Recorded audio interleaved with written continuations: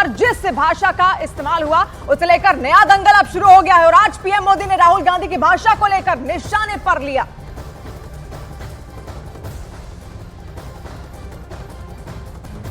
आपने सुना होगा इन दिनों कांग्रेस के शहजादे,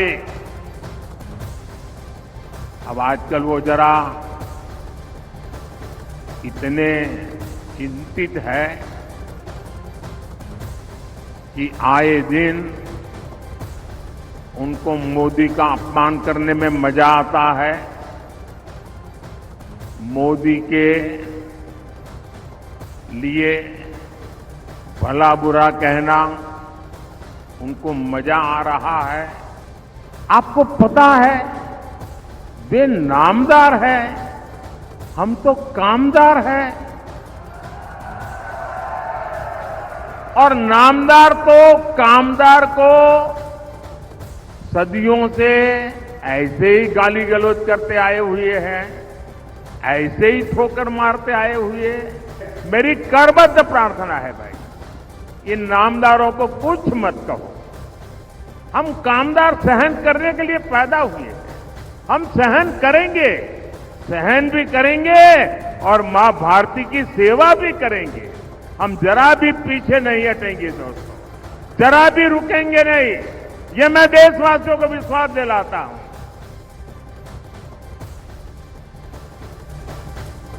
तो प्रधानमंत्री नरेंद्र मोदी ने जमकर हमला बोला यहां पर राहुल गांधी पर और ऐसे में लगातार जो अब सियासत है वो भी इसको लेकर तेज होती हुई दिख रही है। प्रधानमंत्री मोदी का राहुल गांधी पर यह बड़ा निशाना, बड़ा हमला, जहां पर प्रधानमंत्री कहते हैं कि राहुल की भाषा पर लोग चिंतित हैं। जिस तरीके की भाषा का वो इस्तेमाल कर रहे हैं उसको लेकर बार बार वो चर्चा का विषय भी बनते जा रहे हैं और इसी को लेकर प्रधानमंत्री नरेंद्र मोदी ने भी चिंता जाहिर की है। और इससे पहले राहुल गांधी ने पीएम मोदी पर विवादास्पद बयान दिया था। क्या था वो बयान, वो इस वक्त आपको दिखाते हैं। लेकिन लगातार राहुल गांधी विवादों में इसको चलते गिरते जा रहे हैं और प्रधानमंत्री नरेंद्र मोदी ने अब उनकी जो भाषा है उसको लेकर भी सवाल उनसे किया।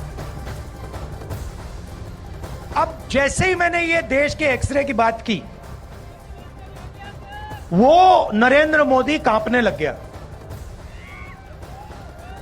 जैसे ही मेरे, उसकी आदत है, जैसे उसको डर लगता है ना, वो झूठ बोलना शुरू कर देता है। जैसे ही उसको डर लगता है वो कभी पाकिस्तान की बात करेगा, कभी चाइना की बात करेगा। तो एक के बाद एक, एक के बाद एक, एक के बाद एक झूठ बोल रहा है। वहीं मध्य प्रदेश के सीएम मोहन यादव ने राहुल पर हमला बोला है। मोहन यादव ने राहुल के बयान की निंदा की और उनसे माफी की मांग भी यहां पर की है। तो बड़ी खबर इस वक्त हम आपको बता रहे हैं, मध्य प्रदेश के सीएम मोहन यादव ने राहुल गांधी पर अपना निशाना बोला और मोहन यादव ने राहुल गांधी के बयान की निंदा की जो प्रधानमंत्री नरेंद्र मोदी को लेकर उन्होंने कहा और उनसे माफी की भी मांग यहां पर की गई है। तरफ देश को आगे बढ़ाने के लिए माननीय प्रधानमंत्री जी दिन रात अथक परिश्रम कर रहे हैं, हम सब इस बात को जानते हैं। और दूसरी तरफ विपक्ष एक के बाद एक नादानियाँ करते जा रहा है और एक्सरे करा करके संपत्ति लेकर के बांटने का जो षड्यंत्र और जिस ढंग का माननीय पर्दाफाश किया यशस्वी प्रधानमंत्री नरेंद्र मोदी जी ने, तब से तो कांग्रेस के नेताओं की बिल्कुल हालत बुरी, बहुत हल्के स्तर पर चले गए। कल राहुल गांधी जी ने जो जिस ढंग से बोला है, मैं उसकी निंदा भी करता हूँ और उम्मीद करता हूं कि उनको देश के सामने माफी मांगना चाहिए। और वहीं रविशंकर प्रसाद ने भी राहुल गांधी पर करारा पलटवार किया। क्या कुछ उन्होंने कहा वो आपको इस वक्त हम सुनवाते हैं। पहली बार बोल रहे हैं क्या? क्या कहा था उन्होंने संसद में? जब मैं संसद में बोलूंगा तो मोदी जी डर कर भाग जाएंगे। याद है? मोदी जी मुझसे आंख में आंख नहीं मिला के बात कर। ये क्या हो गया राहुल गांधी को? कभी न इश्यू पर बात करना, न कुछ पर बात करना। तो एक ही बात लगती है, कांग्रेस पार्टी का सफाया होता जा रहा है। लेकिन राहुल गांधी अभी अपने को क्राउन प्रिंस समझते हैं। समझते हैं? हाँ। मैंने जो कह दिया वो ब्रह्म वाक्य है। ये दुर्भाग्यपूर्ण है कि कांग्रेस ऐसी पुरानी पार्टी का एक नेता इतना अपरिपक्व है, इस तरह की हल्की बात करते हैं। पूरे देश भर से प्रतिक्रियाएं सामने आ रही है राहुल गांधी के इस बयान को लेकर, जिसमें सियासत भी अब जमकर हो रही है। एक बार फिर आप सुनिए कि आखिर राहुल गांधी ने प्रधानमंत्री नरेंद्र मोदी को लेकर क्या कुछ कहा था। अब जैसे ही मैंने ये देश के एक्सरे की बात की, वो नरेंद्र मोदी कांपने लग गया। जैसे ही उसकी आदत है, जैसे उसको डर लगता है ना, वो झूठ बोलना शुरू कर देता है। जैसे ही उसको डर लगता है, वो कभी पाकिस्तान की बात करेगा, कभी चाइना की बात करेगा। तो एक के बाद एक झूठ बोल रहा है।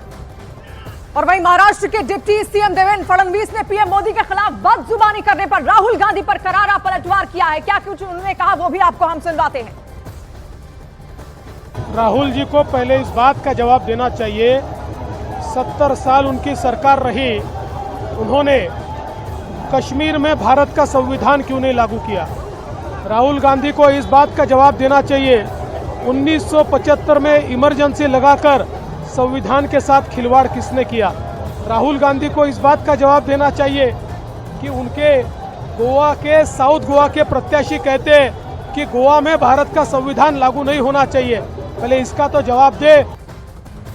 राहुल गांधी के बयान के बाद अब बीजेपी लगातार उन पर हमलावर है। उत्तर प्रदेश के डिप्टी सीएम केशव प्रसाद मौर्य ने भी राहुल गांधी पर निशाना साधते हुए उन्होंने क्या कुछ कहा, सुनिए आप।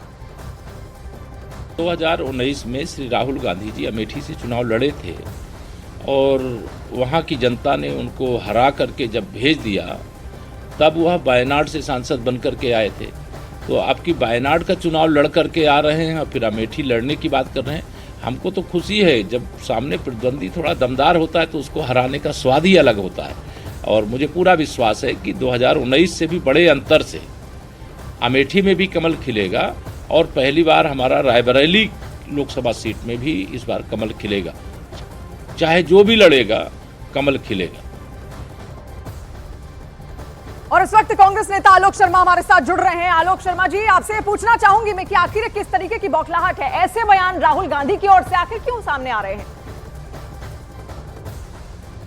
मैं समझा नहीं कौन से बयान की बात कर रहे हैं आप।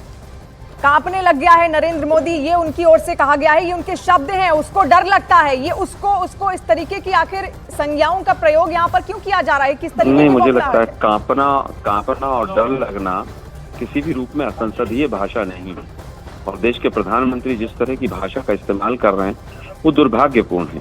10 वर्ष तक सत्ता में रहने के बाद। आलोक शर्मा जी, यहाँ पर आप ये समझिए, उन्होंने बयान जो दिया उसको ये किस तरीके की संज्ञा है? एक प्रधानमंत्री के लिए, देश का जो प्रधानमंत्री है उसके लिए क्या ऐसी संज्ञाओं का प्रयोग करना, ये क्या शोभा देता है किसी भी ऐसे बड़े राजनेता को, राहुल गांधी जैसे राजनेता को?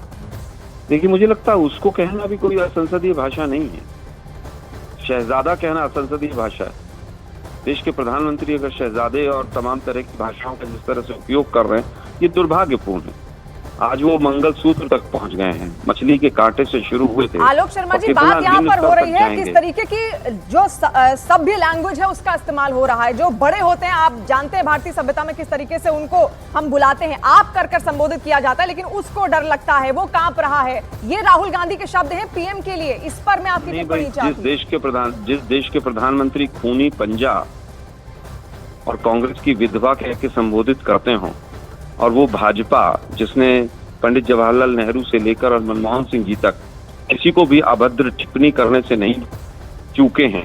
हमने कोई अभद्र टिप्पणी नहीं की है और सच्चाई है कि जब से पहले चरण का मतदान हुआ है, यानी आप एक तरीके से राहुल गांधी ने जो कुछ भी कहा उसका समर्थन कर रहे हैं उसको, और जो भी शब्दों का उन्होंने प्रधानमंत्री के लिए इस्तेमाल किया है उसका आप समर्थन कर रहे हैं। कम से कम भारतीय जनता पार्टी अब इस पोजीशन पे नहीं है कि वो देश को सभ्यता और सभ्य शब्दों की बात परिभाषा समझाए।